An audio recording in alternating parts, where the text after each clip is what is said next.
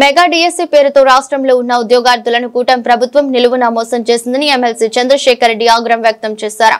నెల్లూరు వైఎస్ఆర్సీపీ కార్యాలయంలో మీడియాతో మాట్లాడుతూ 50,000 పోస్టులు భర్తీ చేస్తామని హామీ ఇచ్చి తీరా అధికారంలోకి వచ్చిన తర్వాత కేవలం 16,000 పోస్టులే భర్తీ చేసిన ప్రభుత్వం అందులోనే అనేక అవకతవకలకు పాల్పడిందని మండిపడ్డారు.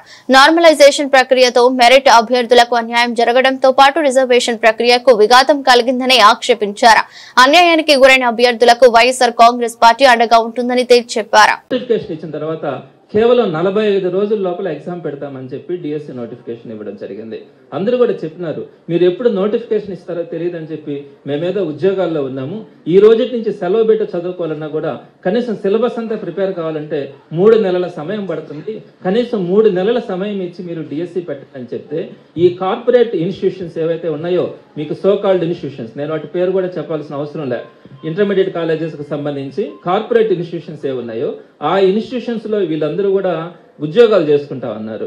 ఈ ఉద్యోగాలు చేసుకునేటప్పుడు 3 నెలల సమయం కనుక వీళ్ళకి ఎగ్జామినేషన్స్ కనిపిస్తే వీరందరూ కూడా 3 నెలలు కార్పొరేట్ ఇన్స్టిట్యూషన్స్ కి రాకుండా సెలవులు పెట్టి ఎగ్జామినేషన్స్ కి ప్రిపేర్ అవుతామన్న ఆలోచనతో ఈ కార్పొరేట్ ఇన్స్టిట్యూషన్స్ గవర్నమెంట్ మీద ఒత్తిడి చేసి వారికి ఆ 3 నెలల సమయం ఇవ్వము, కేవలం 45 రోజులు మాత్రమే సమయం ఇస్తాము, ఈ 45 రోజుల లోపలే మీరు డిఎస్సికి ప్రిపేర్ అయ్యి ఎగ్జామ్స్ రాసుకోవాలని చెప్పి సుమారుగా 4 లక్షల మంది ప్రిపేర్ అయ్యే సందర్భంలో కేవలం 45 రోజుల సమయం ఇచ్చి వారు నెత్తి నోరు కొట్టుకొని మాకు 3 నెలల సమయం అన్నా ఇవ్వండి, మేము మొత్తం సిలబస్ అంతా ప్రిపేర్ కావాలంటే మాకు 3 నెలల సమయం పడుతుంది, మేము ఎక్కడికైనా కోచింగ్ తీసుకోవడానికన్నా వెళ్ళాలన్నా కూడా మాకు ఆ సమయం కావాలని వారు ఎంత ప్రాధాయపడినా కూడా ఈ కార్పొరేట్ విద్యా సంస్థలకు లొంగి కేవలం 45 రోజుల్లో ఎగ్జామ్స్ పెట్టేసి దాన్ని పూర్తి చేయడం కూడా జరిగింది. 22 సెషన్స్ లో ఎగ్జామ్స్ కూడా పెట్టినారు.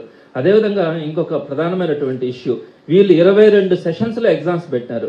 పక్కన తెలంగాణ కానీ బీహార్లో కానీ ఆఫ్లైన్ లో ఒకే రోజు ఎగ్జామ్ ని కంప్లీట్ చేసి వారందరికీ కూడా రిజల్ట్ కూడా ఇవ్వడం జరిగింది. మన దగ్గర 22 సెషన్స్ లో ఎగ్జామ్స్ పెట్టిన దానివల్ల నార్మలైజేషన్ అనే ఒక ప్రక్రియను తీసుకొని వచ్చినారు. ఎప్పుడు కూడా మన రాష్ట్రంలో ఎన్నో డిఎస్సీలు జరిగినాయి, ఏ డిఎస్సీలో కూడా ఇలాంటి ప్రాసెస్ లేదు. ఈ నార్మలైజేషన్ ప్రాసెస్ వల్ల ఎంత అన్యాయం జరిగిందన్నది నేను మీ దృష్టికి తీసుకొని వస్తా ఉన్నాను.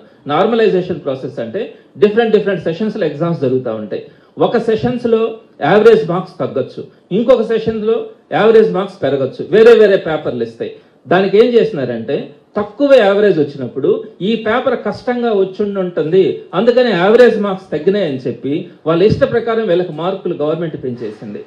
కానీ యాక్చువల్గా యావరేజ్ మార్క్స్ ఎందుకు తగ్గినాయి అంటే కొన్ని సెషన్స్ లో కొన్ని దగ్గరలో అంటే తమిళనాడులో ఉన్నటువంటి వాళ్ళు కానీ, అదేవిధంగా కర్ణాటకలో ఉన్నటువంటి వాళ్ళు కానీ, ఒరిస్సాలో ఉంటున్నటువంటి వాళ్ళు కానీ, మహారాష్ట్రలో ఉన్నటువంటి వాళ్ళు కానీ, వారందరూ కూడా మన స్టేట్ లో బార్డర్ డిస్ట్రిక్ట్స్ లోకి వచ్చి ఊరికి అటెంప్ట్ చేయడం, అంటే డిఎస్సి అక్కడ కూడా వెళ్ళి మేము డిఎస్సి అటెంప్ట్ చేస్తాం, మాకు ఒక ఎక్స్పీరియన్స్ వస్తుందన్న ఉద్దేశంతో వారందరూ కూడా అప్లై చేసినారు. చుట్టుపక్కల ఉండే ఉర్దూ మీడియా వాళ్ళు కానీ వీళ్ళందరూ కూడా అక్కడ అప్లై చేసినందువల్ల ఆ సెషన్స్ లో వాళ్ళు కనుక పడితే వాళ్ళు ఏదో నార్మల్ గా ప్రిపేర్ కావడం. ఇంకొకటి కూడా ఇంగ్లీష్ మీడియం చదువుతున్న వాళ్ళందరినీ కూడా ఒకే సెషన్స్ లో వేసినటువంటి పరిస్థితి ఉంది. వారందరూ కూడా ఎక్కడో ఒక దగ్గర సాఫ్ట్వేర్ ఉద్యోగాలు చేసుకుంటా కేవలం వస్తే వస్తుంది పోతే పొద్దులే అని చెప్పి ఆ ఇంగ్లీష్ మీడియం చదివిన వాళ్ళంతా కూడా వచ్చి రాస్తే వాళ్ళు చదివిన వాళ్ళు కానీ వీరందరికీ కూడా ఏ సెషన్స్ లో అయితే పడ్డారో ఆ సెషన్స్ లో యావరేజ్ మార్క్స్ తగ్గిపోయినాయి.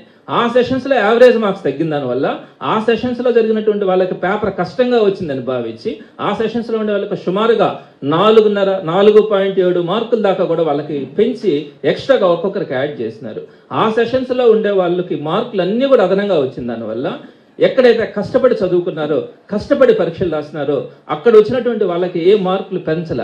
సో వాళ్ళు అన్యాయం అయిపోయినారు. ఈరోజు కొన్ని సెషన్స్ లో మీకు కొన్ని ఎగ్జాంపుల్స్ చెప్తాను. 1/7/2025 మార్నింగ్ సెషన్ లో చదివే వాళ్ళకి 0.75